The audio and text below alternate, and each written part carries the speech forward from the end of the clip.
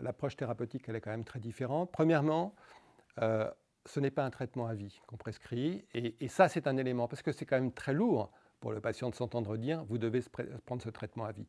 Donc, c'est à reconsidérer tous les 3 à 5 ans. Ça, c'est le premier point qui me paraît, dans les nouveautés, c'est le premier point qui me paraît important. Le deuxième point, c'est qu'on prend en considération les préférences du patient. Le patient, aujourd'hui, il est informé, il doit savoir ce qu'il prend, et il a le droit de donner son avis, et on prend en considération son avis, son vécu, le vécu du médicament, le poids des effets indésirables. Le troisième point qui me paraît fondamental, c'est qu'on se fait aider de la famille. La famille, ce ne sont pas des soignants, ce sont des aidants, des aimants. Ils vont nous apporter des éléments très importants au niveau du diagnostic et au niveau du suivi. Sachez quand même que cette maladie, elle n'est pas diagnostiquée tout de suite, hein.